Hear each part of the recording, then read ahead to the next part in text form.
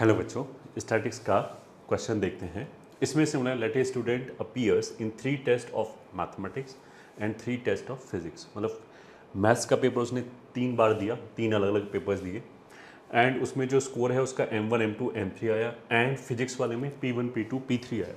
ये मतलब टोटल उसके 6 पेपर दिए, 3 मैथ में, 3 फिजिक्स में, और उसमें ये स्कोर आया respective such that the mean and variance of M1 M2 M3 are 11 and 2/3 respectively. Okay, तो सॉल्यूशन में फर्स्ट इंफॉर्मेशन क्या दे रखा है कि जो मीन है, मैथ का जो मीन है दैट इज़ 11 एंड मैथ का जो वेरिएंस है दैट इज़ 2/3। सिमिलरली जो फिजिक्स का मीन है वो 14 है एंड फिजिक्स का जो वेरिएंस है that is 24/3। Okay, respectively it is also given as कि MI PI, उसका मतलब क्या है कि एक इंफॉर्मेशन और दे रखा है M1 P1 plus M2 P2 plus M3 P3 is given as 468। Then find, first part में क्या बोला, variance of the random variable Z which takes values from the set this. तो अगर इसमें i इज इक्वल टू 1 रखेंगे तो M1 plus P1 आ जाएगा, M2 plus P2 आ जाएगा एंड M3 प्लस P3 आ जाएगा। तो जो रैंडम वेरिएबल जेड है उसकी क्या क्या पॉसिबल वैल्यूज़ हैं, M1 plus P1, M2 plus P2, comma M3 plus P3, ये 3 इसकी वैल्यूज़ हैं। तो देखो इसमें एक गलती बच्चा ये कर सकता है कि वो ऐसे सोचे कि हमने 2 डेटा सेट ले रखे हैं, उनको मिला दिया, उसका वेरिएंस निकाल देते हैं। ये ठीक है, दैट इज़ नॉट देयर, क्योंकि उस वाले केस में क्या होता कि अगर पहले वाले डेटा सेट में 3 पॉइंट हैं, दूसरे वाले में 3 हैं, तो उसको मिलाने पे मेरे पास 6 डेटा पॉइंट हो जाते हैं। यहाँ ऐसा नहीं है, यहाँ पे भी 3 ही डेटा पॉइंट है, बस वो M1 P1 M2 P2 plus और M3 P3, ये 3 वैल्यूज़ हैं। मतलब हमारे पास Z1 Z2 एंड Z3, ये 3 वैल्यूज़ हैं, इनका हमें बेसिकली वेरिएंस निकालना है, ये क्वेश्चन है। तो क्वेश्चन में आपको थोड़ा सा कैलकुलेशन होगा, और जैसे M1 P1 M2 P2 M3 P3 इनका सम दे रखा है, सॉरी ये वाला सम दे रखा है 468। तो यू कैन ऑल्सो थिंक कि शायद इसका भी कुछ यूज़ ही हो रहा होगा। तो सबसे पहले तो हम फॉर्मूला डिराइव करते हैं कि कैसे आएगा ये। तो किसी भी जगह पे जो वेरिएंस होता है उसको हम ऐसे लिख सकते हैं, सिग्मा XI का square upon n minus sigma XI upon n का स्क्वायर, ये फॉर्मूला होता है। ठीक है, अब एक्सपेक्टेड वैल्यू या फिर मीन को हम ऐसे डिफाइन करते हैं, किसी भी क्वांटिटी का अगर एक्सपेक्टेड वैल्यू निकालना है या मीन निकालना है तो उन सबको जोड़ के डिवाइडेड बाई n कर दिया, तो ये तो हमारा सीधा सीधा मीन होता ही है। ये ठीक है, तो ये जो अंदर लिखा है इसको मैं बोल सकता हूँ दिस इज मीन और expected value of x1 x2 x3 and so on. ठीक है, ये अंदर जो लिखा हुआ है, ये इस क्वांटिटी को भी मैं बोल सकता हूँ कि x1 square x2 square x3 square, इसका मीन हो गया ये x1 square x2 square x3 square, इसका मीन हो गया n तक। तो मीन या फिर एक्सपेक्टेड वैल्यू के लिए I can use the symbol e। तो जो पहला टर्म लिखा है that is basically e of जो भी वेरिएबल है एक्स स्क्वायर। तो ये जो कैपिटल एक्स स्क्वायर है इसकी value x1 square x2 square x3 square ऐसे आ जाएगी, और एक्सपेक्टेड वैल्यू का मतलब क्या होगा, इन सब को जोड़ के अपॉन n कर दिया, माइनस इस वाले टर्म को I can write down expected value of x और फिर उसको स्क्वायर कर दिया। तो सिग्मा स्क्वायर का जो फॉर्मूला है उसको हम शॉर्ट में ऐसे लिख सकते हैं, expected value of x square minus EX का होल स्क्वायर, ताकि मेरे को बार बार ये सिग्मा विग्मा और ये सब ना लिखना पड़े। अब हम आ जाते हैं अपने क्वेश्चन पे। क्वेश्चन पे हमें किस क्वांटिटी का चाहिए, Z1 Z2 Z3 and Z1 is nothing but M1 plus P1, इस तरह की चीज़ है। चलो अब इस पे आ जाते हैं। तो फॉर Z सिग्मा Z का square will be equals to this of Z square minus this of Z का होल स्क्वायर। ठीक है। ई ऑफ जेड स्क्वायर का मतलब क्या है, ई ऑफ, मैं ऐसे बोलता हूँ x i plus Y i, ये ठीक है, इसका होल स्क्वायर माइनस ये हो जाएगा E of X plus Y का होल स्क्वायर, इस तरह की चीज़ होगी। ठीक है, expected value of this, expected value or mean of this, or if you want you can write down yi and xi yi, if you are comfortable in this you can write this। अब पहले वाली term को अगर हमने open किया तो ये ऐसे करके आ जाएगा xi का स्क्वायर प्लस yi का square plus twice of xi into yi, ये तो पहला टर्म हो गया। और इसको ऐसा बोल सकते हैं xi और yi हमने दो जोड़ा है, तो मतलब दो डेटा सेट जोड़ लिया तो उनका नेट मीन क्या होगा, तो नेट मीन ये होगा कि इंडिविजुअल मीन का सम, इसको x i plus E of y आई का होल स्क्वायर ऐसे लिख सकते हैं। So this will be equals to, मतलब जो एक्सपेक्टेड वैल्यू है या फिर जो मीन है वो एक्स प्लस वाई का हम ऐसे निकाल सकते हैं, एक्स का मीन अलग हो गया, वाई का मीन अलग हो गया, दोनों को जोड़ दिया। ठीक है, ये तो लीनियर रिलेशन फॉलो करता है, तो उसी लॉजिक से ये क्या हो जाएगा, ये हो जाएगा ई एक्स आई का स्क्वायर, क्योंकि लीनियर रिलेशन फॉलो करता है तो expected value of X plus Y क्या हो जाएगा, दोनों को सेपरेट कर दिया, ये हो जाएगा वाई आई का स्क्वायर प्लस, अच्छा अगर मैं सारे डेटा नंबर को 2 से मल्टीप्लाई कर दूं तो मीन भी 2 से ही मल्टीप्लाई हो जाएगा। उसका मतलब क्या है कि इसमें हम ऐसे कर सकते हैं कि 2 को बाहर लिख लिया और ऐसे लिख लिया, माइनस इसको जब हमने स्क्वायर किया तो ये आ जाएगा ई एक्स आई का whole square plus E y आई का whole square plus twice of E x I into E y i, ये हो गया net. Now this is pretty simple, पहला और ये वाला जो पहला टर्म है वो यही वाला डेफिनेशन हो गया अपना, तो दैट इज़ नथिंग बट, अगर यहाँ पे 2 की बात करें हैं फिजिक्स एंड मैथमेटिक्स की, तो ये टर्म और वो टर्म मिलके हो जाएगा सिग्मा 1 का स्क्वायर, या फिर अगर हम मैथ की बात करें तो वेरिएंस ऑफ मैथ, ऐसे ही ये दूसरा टर्म और ये दूसरा टर्म मिलके क्या हो जाएगा plus sigma square of physics. ठीक है, बट इसके अलावा और एक्स्ट्रा टर्म क्या आ जाएगा, ट्वाइस ऑफ, इन दोनों में से हमने 2 कॉमन निकाल लिया तो वो आ जाएगा expected value of x i y i minus expected value of x into expected value of y, ये हमारा फॉर्मूला डिराइव हो गया।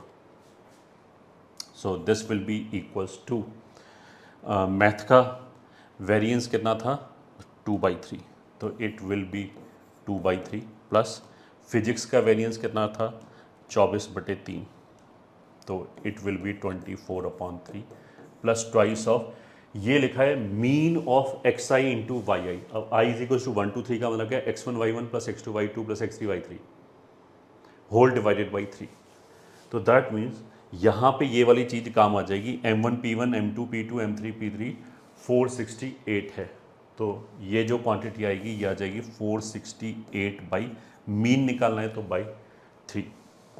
अब ई एक्स आई का मतलब क्या है कि जो एक्स वाला जो चीज़ है उसकी एक्सपेक्टेड वैल्यू या उसका मीन, तो पहले का मीन 11 है एंड दूसरे का 14 है, तो यहाँ आ जाएगा 11 इंटू 14,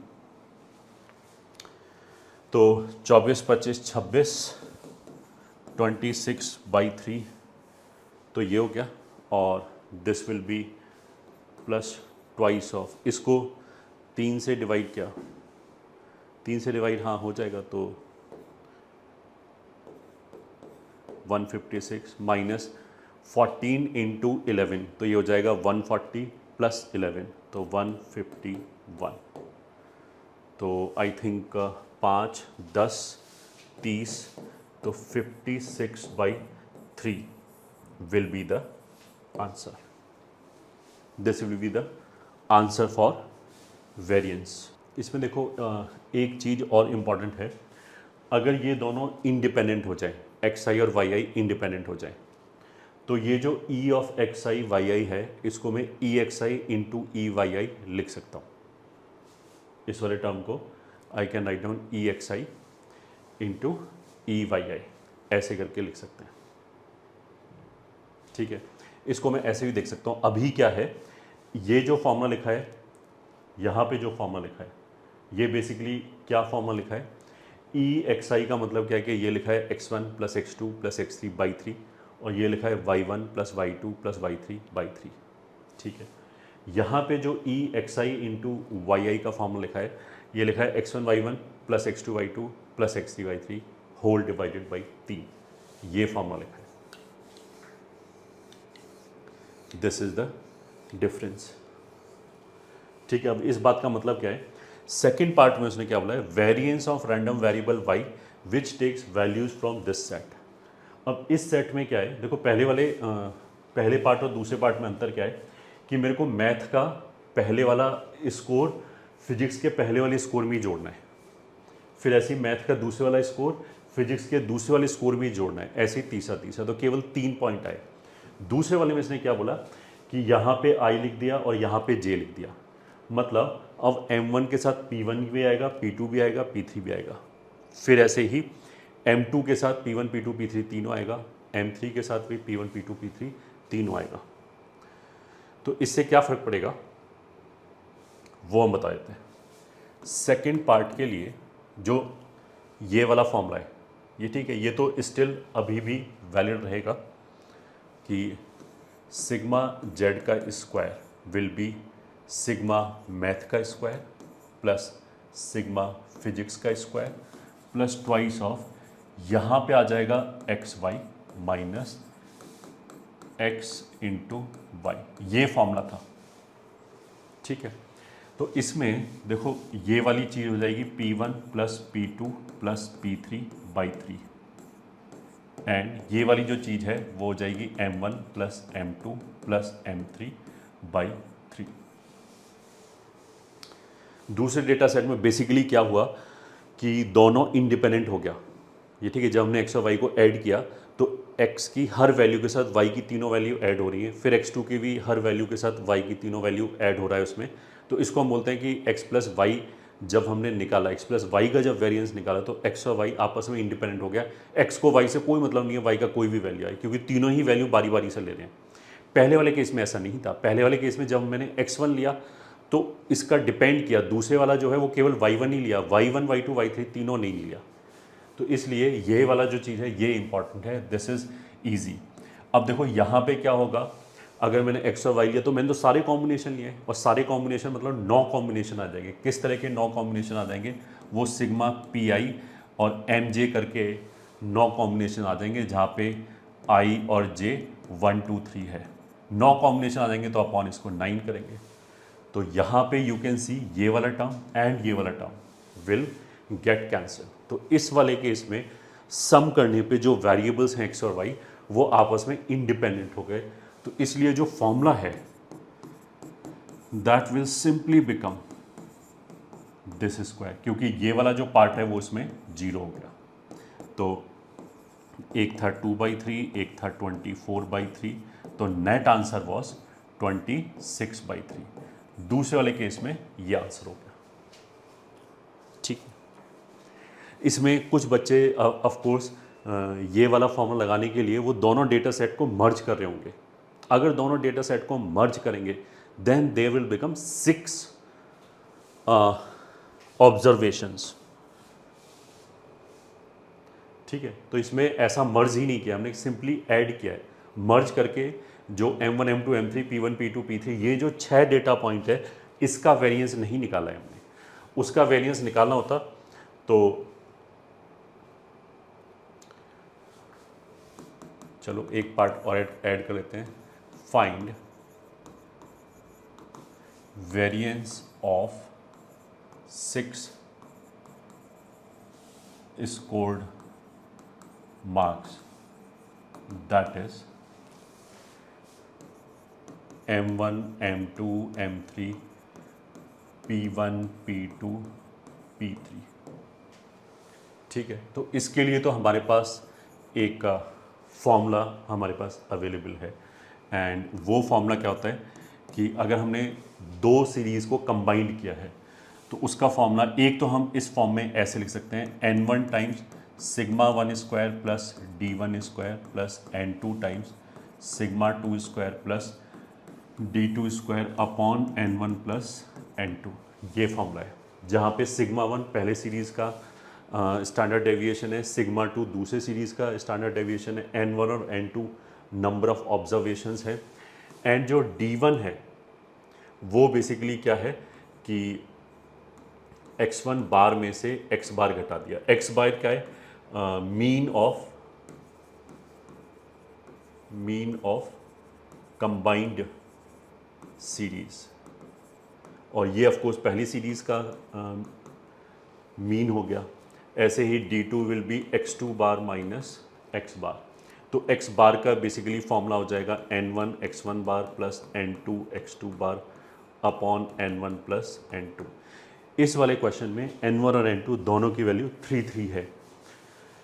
तो इस क्वेश्चन के अकॉर्डिंग n1 बराबर n2 बराबर 3 है, और सिग्मा 1 का स्क्वायर वॉज 2/3, सिग्मा 2 का स्क्वायर वॉज 24/3, और पहले का मीन x1 बार x2 बार ये 11 था और ये 14 था, if I remember correctly. 11 and 14 बिल्कुल सही। हाँ, तो नेट x बार कितना हो जाएगा? अगर दोनों बराबर बराबर है तो ये तो 11 प्लस 14/2 हो जाएगा सिंपली। तो ये हो जाएगा 25/2। तो d1 कितना हो जाएगा कि 11 में से 25/2 घटा लिया तो this will be -3/2, and d2 will be 14 minus, तो दिस विल बी 3/2।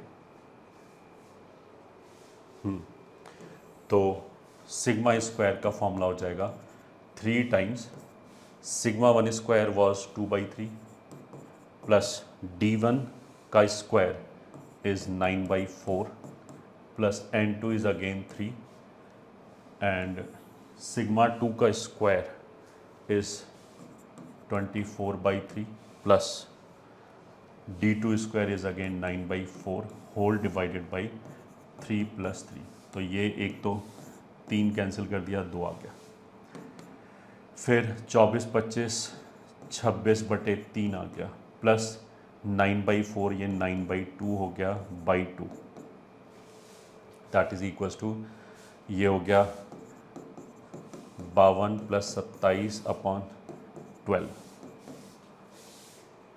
तो 79/12 ये वेरिएंस हो जाएगा अगर हमने कंबाइंड सीरीज बोला। तो आई शुड अंडरस्टैंड कि वेरिएंस किसका पूछा गया है। Combined series is a different issue और x plus Y is a different issue. x plus Y में भी कैसे लिखा गया उस पर डिपेंड करता है कि हमने वैल्यूज़ को एक एक करके जोड़ा है या फिर पहले से कोई भी वैल्यू लिया, दूसरे से कोई वैल्यू लिया और उसको जोड़ दिया। तो I hope you have understood this. Okay, इसमें थोड़ा कैलकुलेशन मिस्टेक है। 11 इंटू 14 154 होगा, तो 4 और 4 इंटू 3 12, तो 12 करने से ये जो आंसर है that will be change to 38/3। तो ये आंसर आएगा। Question is, let two data sets D1 and D2 have variances as 3 and 5। तो जो सिग्मा 1 का स्क्वायर है वो 3 है, सिग्मा 2 का स्क्वायर है 5 है। अगर स्टैंडर्ड डेविएशन दिया होगा तो ऑफकोर्स उसको स्क्वायर करके वेरिएंस आ जाएगा। Also number of observation in D1 and D2 are 7 and 13। तो N1 कितना हो गया 7 एंड N2 कितना हो गया 13, ये हो गया respectively. And difference of their means is 20। तो उसका मतलब क्या है कि x1 बार और x2 बार का मॉड डिफरेंस इज 20, ये दे रखा है। Then find variance of the combined data set. देखो कंबाइंड डेटा सेट का वेरिएंस का एक फॉर्मूला तो ये होता है n1 times sigma 1 square plus d1 square plus n2 times sigma 2 square plus d2 square upon n1 plus n2। जिसमें n1 n2 of course number of observation है, sigma 1 square and sigma 2 square of course variances है, और अगर joint mean x बार है विच is n1 x1 plus n2 x2 bar upon n1 plus n2, ये formula होता है। तो फिर जो d1 है वो हो गया x1 minus x1 bar minus x bar and d2 is x2 bar minus x बार, ये हो गया। अब इसमें इसने क्या किया है, x1 x2 तो दिया ही नहीं है। जब x1 x2 नहीं दिया तो हम d1 d2 सीधा सीधा कैलकुलेट नहीं कर सकते, तो इस फॉर्मूले को हमें फिर थोड़ा सा अलग तरीके से लिखना पड़ेगा। तो वो आ जाएगा n1 sigma square n2 sigma 2 square upon n1 plus n2। ये सब नोन क्वांटिटी है, ये सब दे रखा है। और जो नहीं दे रखा है that is n1 d1 square plus n2 d2 square upon n1 plus n2, ये कैलकुलेट करना है। ठीक है, कर लेते हैं। जैसे d2 स्क्वायर कितना हो जाएगा, x2 बार माइनस, या इसको ऐसे बोल सकते हैं, this will be x2 bar minus x bar will be n1 x1 bar plus, या यही लिख लेते हैं, this will be x2 bar minus x bar will be n1 x1 bar plus n2 x2 bar upon n1 plus n2। तो that is equals to n1 plus n2 करेंगे तो n2 x2 बार cancel हो जाएगा और n1 x2 bar minus n1 x1 bar upon n1 plus n2 आएगा, तो which is n1 upon n1 plus n2 x2 bar minus x1 bar, ऐसे आ जाएगा। तो यही जो फॉर्मूला है उसको हम और कैसे लिख पाएंगे, n1 sigma 1 square plus n2 sigma 2 square upon n1 plus n2 plus n1। अच्छा, जैसे d2 ये आया है तो सिमिलरली d1 कितना आ जाएगा, n2 upon n1 plus n2 and x1 bar minus x2 बार हो जाएगा ये, बस और क्या। तो इस हिसाब से n1 d1 स्क्वायर, इसको अगर मैंने स्क्वायर करके n1 के साथ जोड़ा, n1 के साथ मल्टीप्लाई किया, तो n2 square upon n1 plus n2 का whole square and x1 bar minus x2 bar का स्क्वायर। एक तो ये हो गया, प्लस n2 n1 का होल स्क्वायर, और ये हो जाएगा x1 bar minus x2 bar का square whole divided by n1 plus n2।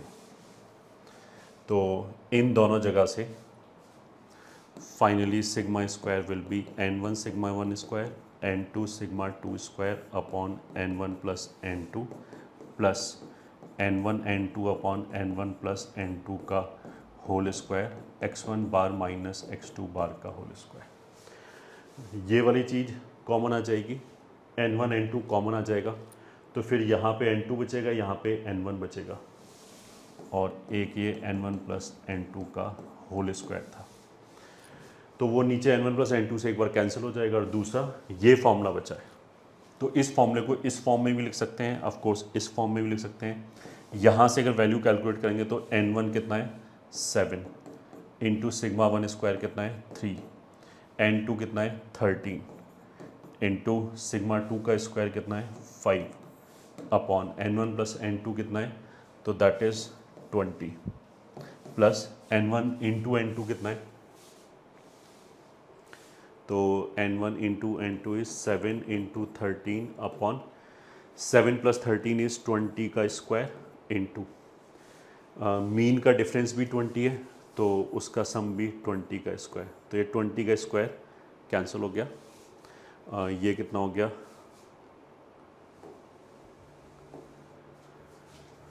तो यहाँ कर लेते हैं 21 प्लस यह गया 13 into 5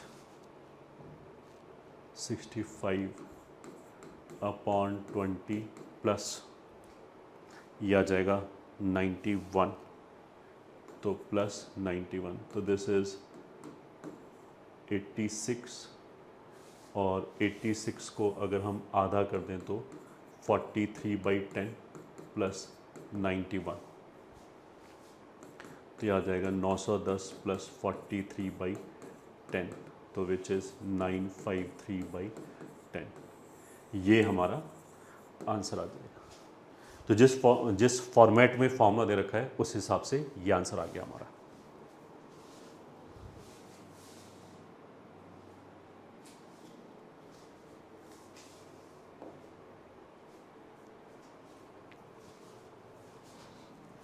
next question is you roll a fair dice twice. ठीक है, एक डाई को हमने 2 बार रोल किया। Let the random variable X be the product of the outcomes of 2 roles.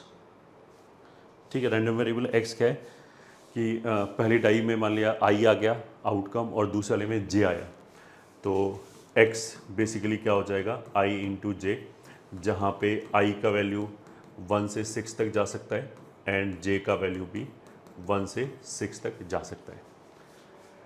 What are the expected values and the standard deviation of x? What are the expected values and standard deviation of the x?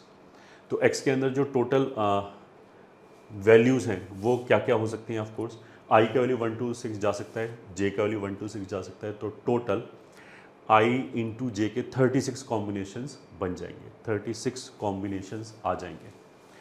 ठीक है, तो expected value of x will be i into j को sum कर लिया, i बराबर 1 to 6 and j बराबर 1 to 6, total number of elements 36 है, तो ये कैलकुलेट करना है। दिस इज़ वेरी सिंपल, इसमें i को बाहर निकाल सकते हैं, i बराबर 1 to 6 और सिग्मा j बराबर 1 to 6 अपॉन 36, तो n+1 वाला फॉर्मूला लग जाएगा बाई 2 इंटू 6 इंटू 7/2 अपॉन 36, तो 36 कैंसिल हो गया, 7/2 का होल स्क्वायर दैट इज़ 49/4। ये तो हमारा हो गया एक्सपेक्टेड वैल्यू। ठीक है, अब हम आ जाते हैं डेविएशन के ऊपर। स्टैंडर्ड डेविएशन से पहले वेरिएंस निकाल लेते हैं। वो क्या होता है? Expected value of x square minus expected value of x का whole square. Expected value of x square का मतलब क्या है? सिग्मा आई बराबर, मतलब एक्स जो है वो बेसिकली आई जे है, तो ये हो जाएगा आई जे का होल स्क्वायर, तो आई स्क्वायर इंटू जे स्क्वायर, आई बराबर 1 to 6, वही जे बराबर 1 to 6 whole divided by total number of element 36 है minus expected value of X, ये मतलब सिग्मा नहीं है, ये एक्सपेक्टेड वैल्यू है, दैट इज़ 49/4 का whole square. So this is equals to, ये भी अलग अलग हो जाएगा, जैसे यहाँ पे अलग अलग हो गया, तो आई स्क्वायर का जो सम होगा वो कितना हो जाएगा? n+1 divided by 6 and into n+1 divided by 6 whole divided by 36 minus 49/4 का होल स्क्वायर, तो ये 6 कैंसिल, ये 6 कैंसिल, तो ये हो गया 91, तो 91 का स्क्वायर अपॉन 36 माइनस 49/4 का होल स्क्वायर। सो जो स्टैंडर्ड डेविएशन है that will be root over 91 square upon 36 minus 49/4 का होल स्क्वायर। यही हमारा आंसर आ गया इस क्वेश्चन का, जो इस क्वेश्चन में पूछा है। Next question is let a coin is tossed till head is obtained for the first time.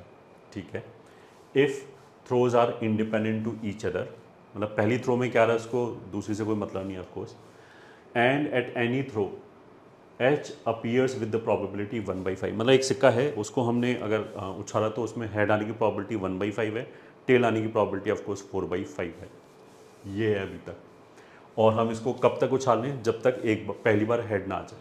ठीक है, then find the mean value of the random variable X which is the number of tosses required. ठीक है, मतलब question में क्या है कि हमने सिक्का उछालना चालू किया और जैसे ही हेड आया वैसे ही रुक गए, और रुकने के बाद जो भी हमने टोटल नंबर ऑफ हमने टॉस किया होगा वो वो जो वैल्यू है वो रैंडम वेरिएबल x को दे दिया।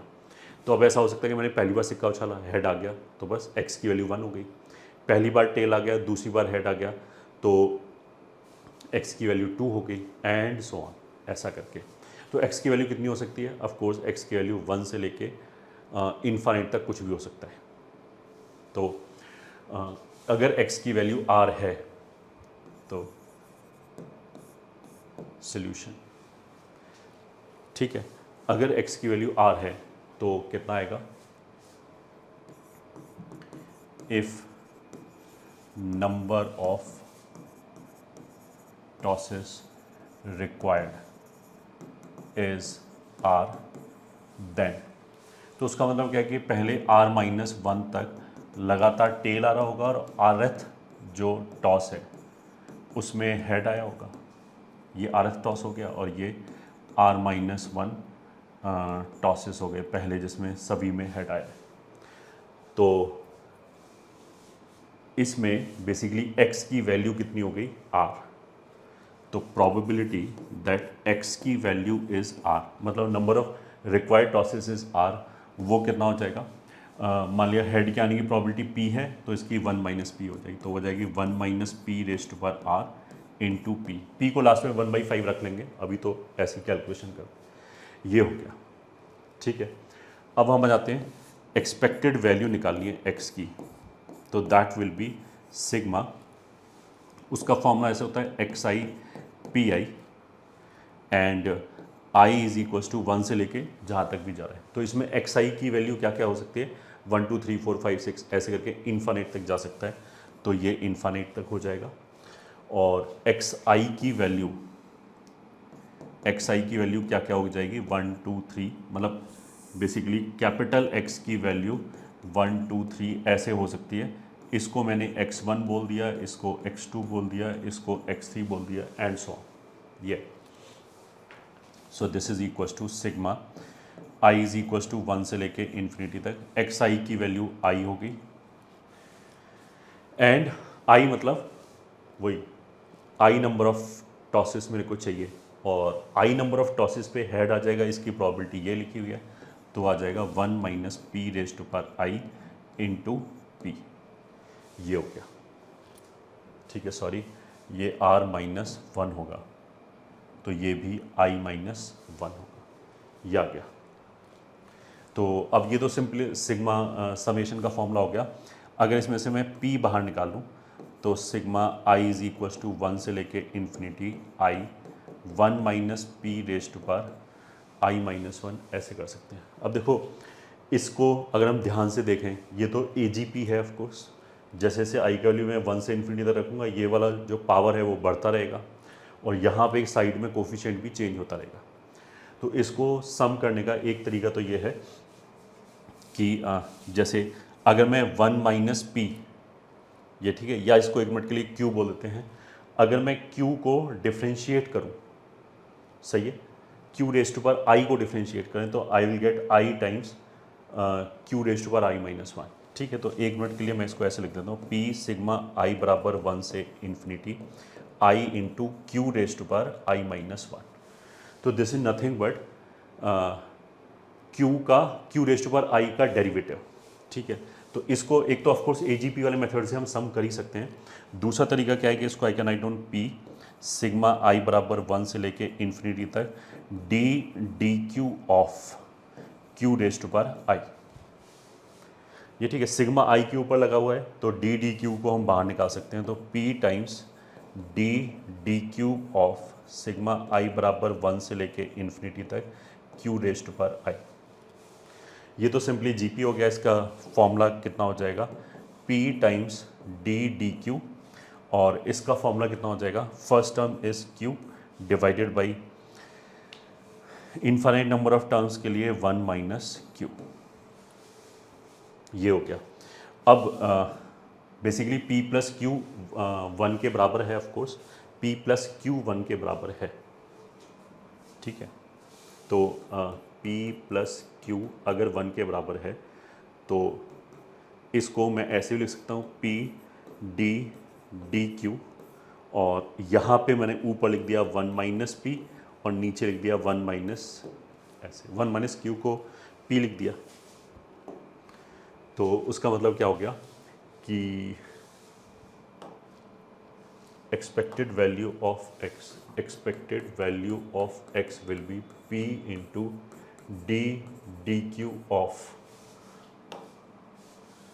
इन दोनों को अलग अलग कर दिया, 1/p माइनस पी हो जाएगा, तो 1/p माइनस पी हो जाएगा। और जैसे मैंने बोला कि p प्लस क्यू की वैल्यू 1 है, तो इसको मान लिया मैं q के रिस्पेक्ट में डिफ्रेंशिएट कर दूँ तो dp/dq -1 आ जाएगा ऑफकोर्स। तो अगर इसको मैं डिफ्रेंशिएट करूँ तो ये आ जाएगा p टाइम्स पहले वाले का डेरिवेटिव -1/p² इंटू dp/dq, दूसरे का डेरिवेटिव 0 हो गया, तो एक p कैंसिल हो गया, dp/dq का वैल्यू 1 हो गया, तो ये आ गया 1/p, as simple as this. तो इस क्वेश्चन के लिए इसकी वैल्यू कितनी आ जाएगी 1/5, तो आंसर आ गया 1/1/5, सो 5। मतलब वैसे अगर सिंपल IQ से बोलें तो हम इसको ऐसा बोल सकते हैं कि जैसे हेड के आने की प्रॉबिलिटी अगर 1/5 है, तो हम उसको ऐसे बोलते हैं अगर मैंने 5 बार उछाला तो 4 बार हेड आ रहा होगा, 4 बार टेल आ रहा होगा, 1 बार हेड आ रहा होगा, तो इसलिए एक्सपेक्टेड वैल्यू 5 है कि मेरे को 5 बार उछालना पड़ेगा, 1 बार हेड लाने का, काइंड ऑफ वहाँ से भी ये रिलेट हो जाएगा। ठीक है, अब देखो इसका एक ऑल्टरनेट मेथड और है, if you are able to understand. ठीक है, हम इसको ऐसे बोलेंगे, एक्सपेक्टेड वैल्यू ऑफ x बराबर, हमारे लिए क्या फॉर्मूला था कि i मतलब xi इंटू पी आई, ये फॉर्मूला था। तो sigma xi into P I किस बात की प्रोबेबिलिटी है? प्रोबेबिलिटी वो इस बात की है कि ith टॉस में पहली बार हेड आया।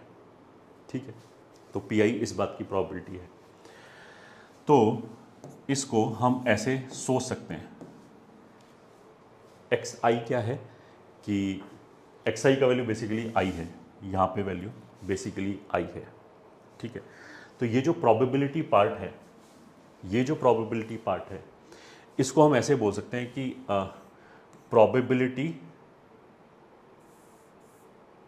प्रोबेबिलिटी कि number of tosses required is I given पहला हेड आ गया। ठीक है, प्लस प्रोबेबिलिटी कि number of tosses required is I given पहला टेल आ गया, ऐसे निकाल सकते हैं।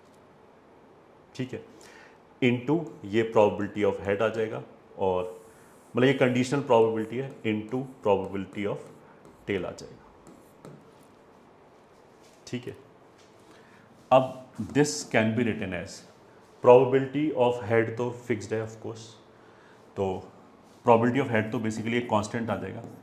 प्रोबेबिलिटी ऑफ हेड कि पहला हेड आ गया है, और x I P E given H, ये ठीक है, ये इसी तरह की प्रोबेबिलिटी होगी। पी आई है, ये प्रोबेबिलिटी ऑफ आई थी, तो ये प्रोबेबिलिटी ऑफ समथिंग हो गया। तो इसको अब हम ऐसे बोल सकते हैं कि एक्स आई इंटू प्रोबेबिलिटी, ये भी एक्स आई इंटू प्रोबेबिलिटी है। अब ये जो एक्स आई इंटू प्रोबेबिलिटी है वो क्या है? एक्सपेक्टेड वैल्यू ऑफ एक्स है। तो इसको हम ऐसे बोल सकते हैं कि ये वाला चीज़ expected value of x given पहला हेड आया है, इसको ऐसे बोल सकते हैं। प्लस प्रोबेबिलिटी ऑफ टेल हमने बाहर निकाल दिया, and probability of x given पहला टेल आया है, सॉरी प्रोबेबिलिटी नहीं, हेड, ये आ जाएगा एक्सपेक्टेड वैल्यू। तो जिस तरीके से कंडीशनल प्रोबेबिलिटी होता है, उसी तरीके से हम कंडीशनल एक्सपेक्टेड वैल्यू या कंडीशनल मीन भी निकाल सकते हैं। ये ठीक है। अब देखो इसको निकालने का तरीका क्या है। ई एक्स हमें क्या बता रहा है कि कितने एक्सपेक्टेड मेरे को टॉस करने पड़ेंगे कि हेड आ जाए। मान लिया ई एक्स की वैल्यू लैम्डा है, ठीक है। ये पी एच क्या बता रहा है कि पहला हेड आ गया, सबसे पहला हेड आ गया। अब सबसे पहला हेड आ जाए, इसकी प्रोबेबिलिटी कितनी है? पी। ये क्या है? एक्सपेक्टेड वैल्यू कि मेरे को कितने टॉस करने पड़ेंगे गिवन पहला हेड आ गया। अब देखो, जब पहला हेड आ गया तो उनको टॉस करने की जरूरत ही नहीं, एक ही हो गया आंसर, क्योंकि पहला ही हेड है। तो ये वाला part will become 1 plus probability of tail कितना हो जाएगा? 1 माइनस पी इंटू, अब ये है कि एक्सपेक्टेड वैल्यू कि मेरे को कितने टॉस करने पड़ेंगे हेड लाने के लिए गिवन पहला टेल आ गया है। यहाँ तक ठीक है? अब तुम इसको ऐसे सोच सकते हो, अगर पहला टेल आ गया है तो ये बेकार हो गया। अब वापस हम वहीं खड़े हैं जहाँ पहले खड़े थे। मतलब पहले अगर मेरे को एक्सपेक्टेड वैल्यू था कि 11 बार उछालना पड़ेगा, मान लिया 11 बार मेरे को सिक्का उछालना पड़ेगा तब पहला हेड आएगा, तो एक बार जब टेल आ गया तो अब हम फिर वहीं खड़े हैं, अब हम दोबारा फ्रेश स्टार्ट करने वाले हैं, तो अभी भी मेरे को 11 बार उछालना पड़ेगा तब जाके हेड आएगा। अब 11 बार तो और उछालना पड़ेगा और एक टेल ऑलरेडी आ चुका है, तो प्रोबेबिलिटी की टोटल नंबर ऑफ कितना हो जाएगा? 1 प्लस जो भी पहली वैल्यू थी लैम्डा, 11 प्लस पहले वाला टेल आ चुका है। देखो, अगर if you are not able to follow this, perfectly fine, I hope this is understood. ये तो बस एक इंटेलिजेंट सोल्यूशन है और जो शायद हमें समझ में आ जाए। अब अगर मैं लैम्डा वाले टर्म को इधर ले आऊँ तो लेफ्ट हैंड साइड पे हो जाएगा लैम्डा पी और राइट हैंड साइड पे 1 इंटू 1 माइनस पी और पी, इनका समेशन हो जाएगा 1। That means lambda will be 1 upon P and lambda was nothing but expected value of x, that is 1 upon P. तो ये एक हमारा आंसर हो गया। Now the question is, I have a coin with probability of head is equals to p, मतलब head आने की probability p है। I toss the coin repeatedly until I observe 2 consecutive heads, ठीक है? उसका ना क्या है, हम सिक्का उछालते रहेंगे जब तक 2 बार consecutively head ना आ जाए, ठीक है? Well and good. Let x be the total number of coin tosses, ठीक है? मतलब टोटल मेरे को x बार उछालना पड़ रहा है ताकि 2 कॉन्जिक्यूटिव हेड आ जाए। अब जैसे ही 2 कॉन्जिक्यूटिव हेड आ गए वैसे ही रुक गए।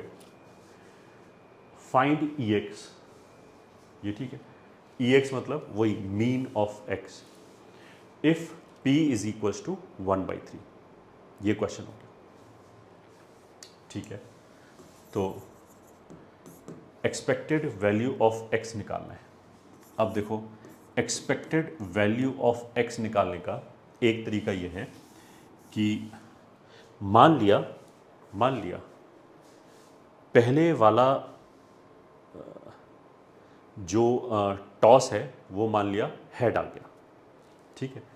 तो इसको भी हम कंडीशनल प्रोबेबिलिटी की तरह कर सकते हैं। तो प्रोबेबिलिटी कि पहले वाला हेड आ गया into expected value of x given पहले वाला हेड आ गया, ये ठीक है? अगर पहले वाला हेड आ गया देन एक्सपेक्टेड वैल्यू की expected value of x given पहले वाला हेड आ गया है, या फिर पहले वाला अगर टेल आ गया तो उसकी probability into expected value of x की पहले वाला टेल आ गया, ये आ गया, ठीक है? तो x का मतलब क्या है? एक्सपेक्टेड वैल्यू क्या है कि हमें सिक्का कितनी बार उछालना पड़ेगा ताकि मेरे को 2 कॉन्जिक्यूटिव हेड मिल जाए, ठीक है? 2 कॉन्जिक्यूटिव हेड मिल जाए, इस बात की प्रोबेबिलिटी मेरे को लिखनी है। अब देखो, इसमें क्या है कि अगर मान लिया पहले वाला टेल आ गया, ठीक है? तो टेल आ गया और मेरे को 2 कॉन्जिक्यूटिव हेड चाहिए, तो पहला टेल आने के बाद बेसिकली हम वहीं खड़े हैं जहाँ पहले खड़े थे, ठीक है? मतलब अब आगे का हेड आएगा, 2 कॉन्जिक्यूटिव हेड आएगा, वो वैसे ही हो जाएगा जैसा बिल्कुल स्टार्टिंग से हुआ था। तो ये तो काइंड ऑफ रिकर्सिव प्रोबेबिलिटी है। तो टेल आने की प्रोबेबिलिटी हो जाएगी 1 माइनस पी और ये वाली जो चीज़ है ये वापस हो जाएगी लैम्डा, ये ठीक है? प्लस 1, ये ठीक है? लैम्डा प्लस 1 क्यों हो जाएगी? क्योंकि पहला तो टेल आ ही चुका है, पहला तो टेल आ गया, अब वो एक तो हमारा टॉस बेकार हो गया। अब एक्सपेक्टेड वैल्यू वही है जो पहले थी, पहले अगर लैम्डा है तो अब ये एक आने के बाद लैम्डा है, तो this will become 1 plus lambda. अच्छा, अगर पहले वाला हेड आ गया, ठीक है, तो सिचुएशन थोड़ा ट्रिकी है। अगले वाला अगर हेड आ गया तो हमारा काम यहीं पे बन गया। बट अगर पहले वाला हेड आ गया, दूसरे वाला टेल आ गया, तो अब हम फिर जीरो पे खड़े हैं, क्योंकि अब मेरे को फिर दो कॉन्जिक्यूटिव हेड चाहिए। उसने ये नहीं बोला कि कोई भी दो हेड चलेगा, उसने बोला कि कॉन्जिक्यूटिव हेड होना चाहिए। अगर ये टेल आ गया तो ये हेड बेकार हो गया। अब फिर इसके आगे फिर दोबारा गेम वापस चालू हो गया। उसका मतलब क्या है कि इस एक्सपेक्टेशन को हम फिर दोबारा ऐसे ले सकते हैं, probability of head into E x given H. ऐसे हो सकता है कि जो दूसरे वाला है वो फिर हेड आ जाए, ठीक है, फिर प्रोबेबिलिटी ऑफ एक्स गिवन की 2h आ गया, या फिर अगर दूसरे वाला टेल आ जाए तो फिर प्रोबेबिलिटी ऑफ एक्स गिवन पहला हेड दूसरा टेल, ये आ गया, प्लस ये तो ये वाला टर्म हो गया 1 minus p into lambda plus 1, ये हो गया। अब इसमें लिख लिया। अब इस बात का देखो ध्यान रखो, ये पहला हेड आया, पहला हेड आया तो प्रोबेबिलिटी p, फिर ये दूसरा हेड आ गया, अगर दूसरा हेड आया तो प्रोबेबिलिटी फिर p। ये एक्सपेक्टेड वैल्यू अगर दो हेड आ गया है।